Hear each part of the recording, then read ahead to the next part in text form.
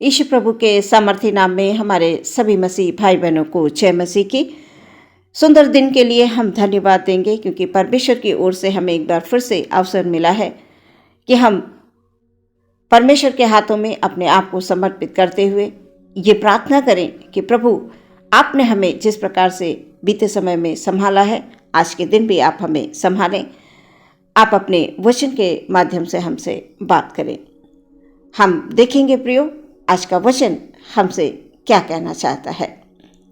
पहला कुरिन्थियों 6 अध्याय 19 और 20 पद में पढ़ूंगी। यहाँ पर इस प्रकार से लिखा हुआ है, क्या तुम नहीं जानते कि तुम्हारी देह पवित्र आत्मा का मंदिर है जो तुम में बसा हुआ है और तुम्हें परमेश्वर की ओर से मिला है और तुम अपने नहीं हो, क्योंकि दाम देकर मोल लिए गए हो। इसलिए अपनी देह के द्वारा परमेश्वर की महिमा करो। सुंदर से वचन के लिए हम धन्यवाद देंगे परमेश्वर को। लिखा हुआ है, प्रभु कहते हैं, क्या तुम नहीं जानते कि तुम्हारी देह पवित्र आत्मा का मंदिर है। हम क्या है प्रियो? पवित्र आत्मा का मंदिर। लेकिन कब? जब हम पवित्रता में बने रहेंगे। परमेश्वर का वचन कहता है, मैं पवित्र हूं इसलिए तुम भी पवित्र बनो। यहाँ पर वचन के अनुसार हमारा मन मंदिर है, उसकी आत्मा हमारे अंदर प्रियो तब काम कर पाएगी जब हम पवित्र बने रहेंगे, जब हम उसके वचन के अनुसार चलेंगे।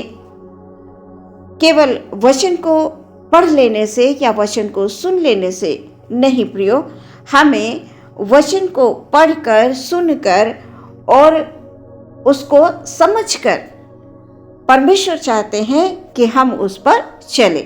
हमें वचनों को समझना है और उस पर चलना है।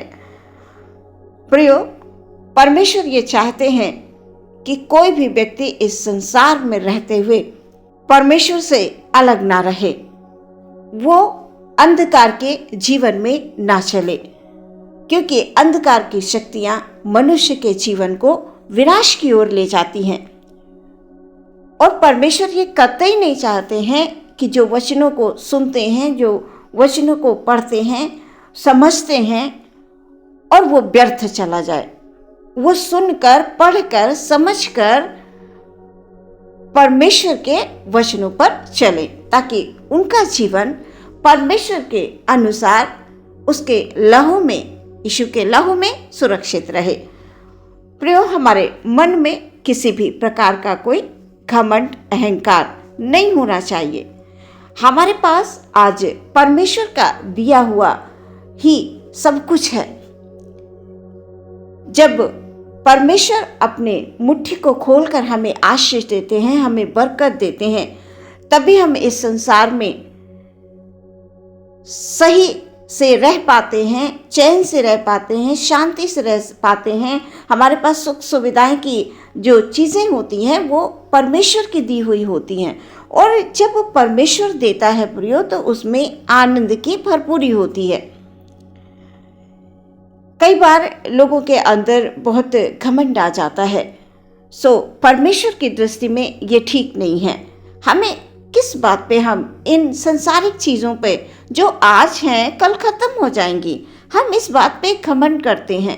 नहीं प्रियो, इस बात पर परमेश्वर के लोग तो कतई घमंड नहीं करते, क्योंकि उनको पता है कि ये सांसारिक वस्तुएं कुछ समय के लिए होती हैं। सांसारिक चीज़ें कुछ समय की शांति देती हैं, कुछ समय का आनंद देते हैं, लेकिन जो हमारे परमेश्वर का प्रेम है वो हमारे लिए अनंत जीवन है।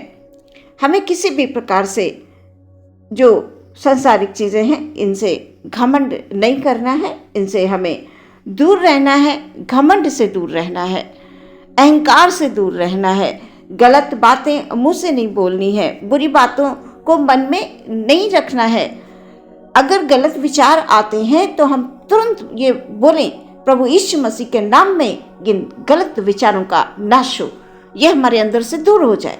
इस प्रकार से जब हम प्रियो परमेश्वर के वचन का उपयोग करेंगे अपने जीवन में, तो अवश्य है हम शैतान का सामना कर पाएंगे। प्रियो, प्रभु ने हमें खरीदा है, हम उसके लहू के द्वारा खरीदे गए हैं। उसने हमारे सारे पापों को अपने ऊपर ले लिया अपने प्राणों की बलि देकर और हमें बचा लिया है। आज हम इस वचन से इस बात को समझने की कोशिश करेंगे कि इस देह के द्वारा हमसे किसी भी प्रकार का पाप ना हो जाए, इस देह के द्वारा परमेश्वर की महिमा हो, उसका नाम ऊंचा हो। आज हम इस बात पर बड़ी गहराई से विचार कर रहे हैं और ये विचार करने वाली बात भी है और हमें अवश्य करना चाहिए कि आखिर ये वचन हमसे क्या कह रहा है। देह का एक अंग हमारी जीभ है, जिसके द्वारा हम भजन गाते हैं परमेश्वर की महिमा में। हम उसी जीभ से प्रार्थना भी करते हैं। हम बहुत से लोगों को दुआएं देते हैं, हम बहुत से लोगों के लिए प्रार्थना करते हैं। और जब हम उसी जीभ से किसी भी प्रकार का अपशब्द बोलते हैं, कुछ भी गलत बोलते हैं, तो प्रियो, ये परमेश्वर के लोगों के लिए ठीक बिल्कुल भी नहीं है, क्योंकि हमारा परमेश्वर प्रेमी परमेश्वर है, पवित्र परमेश्वर है, सच्चा परमेश्वर है। हम इस बात को हमेशा ध्यान में रखते हुए इस संसार में आगे बढ़ें, क्योंकि शैतान घात लगाकर बैठा रहता है। वो हमारे विचारों में गड़बड़ियां डालना चाहता है। तो हम अपने देह के द्वारा परमेश्वर की महिमा करें, उसका नाम ऊंचा करें। तो हम अपने जीव को हमेशा अच्छी बातों के लिए उपयोग करें। प्रभु की योजना हमारे शरीर के द्वारा कुछ और है। हम प्रियो इस बात में निश्चिंत रहें कि हमने अपने आप को प्रभु को दे दिया है, तो हमें वही संभालेगा। फिर हमें इस बात की चिंता नहीं करनी है कि आने वाला कल हमारा कैसा होगा। यकीन मानिए प्रियो, परमेश्वर हमें संभालेगा। कब? जब हम कहेंगे प्रभु हमारी देह के द्वारा तेरी महिमा हो। हमने अपने आप को तेरे हाथों में समर्पित कर दिया है। प्रभु ये जीवन तेरा है, ये मेरा नहीं है। तू अपने तरीके से मुझे इस्तेमाल कर। प्रियो, प्रभु के वचन में लिखा हुआ है, ये बातें मैंने तुमसे इसलिए कही कि तुम ठोकर ना खाओ। वचन में बार बार हमें बताया गया है, हमें चेतावनी दी गई है। इस बात की चेतावनी हमें दी गई है कि मैं तुम्हें जीवन देने आया हूं, मार्ग यही है, इसी पर चलो। तुम संसार में रहते हुए बहक मत जाना, तुम भटक मत जाना।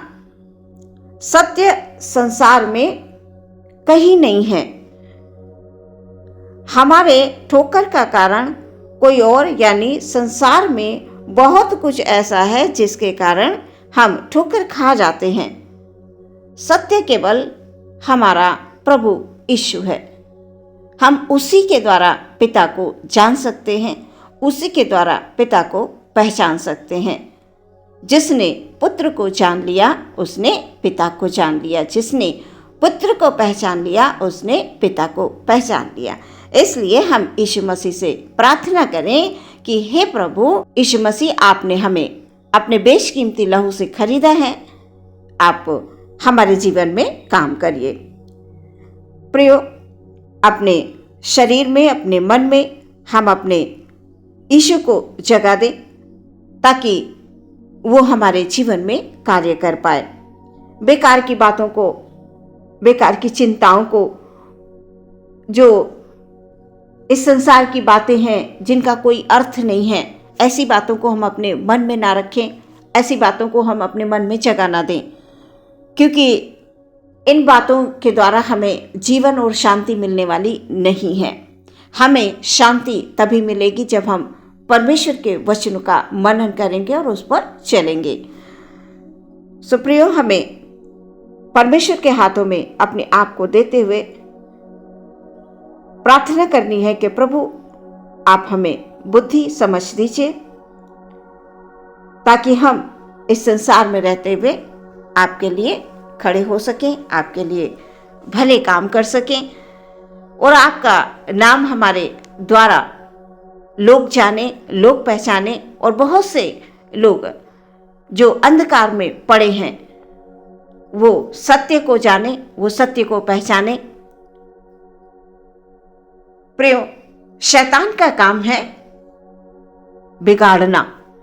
शैतान सिर्फ बिगाड़ना जानता है। और जब परमेश्वर के लोग भटक कर जब किसी गलत राह पर चलने लगते हैं तो शैतान बड़ा खुश हो जाता है। कई लोग भटक जाते हैं रास्ते से, उन्हें समझ में नहीं आता है कि हम क्या करें। आप कतई ऐसा ना करें। आप परमेश्वर को अपने जीवन में अवसर दें काम करने का।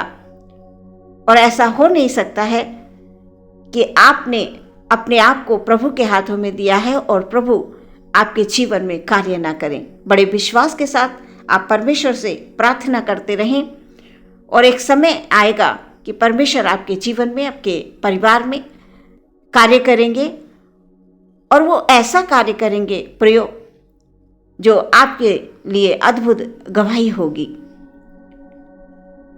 आज के इस वचन के द्वारा परमेश्वर हम सबको आशीष दे। आइए हम अपनी आंखों को बंद करके प्रार्थना करेंगे। धन्यवाद यीशु, धन्यवाद यीशु, हालेलुया हालेलुया, धन्यवाद धन्यवाद धन्यवाद धन्यवाद धन्यवाद धन्यवाद हो, हालेलुया।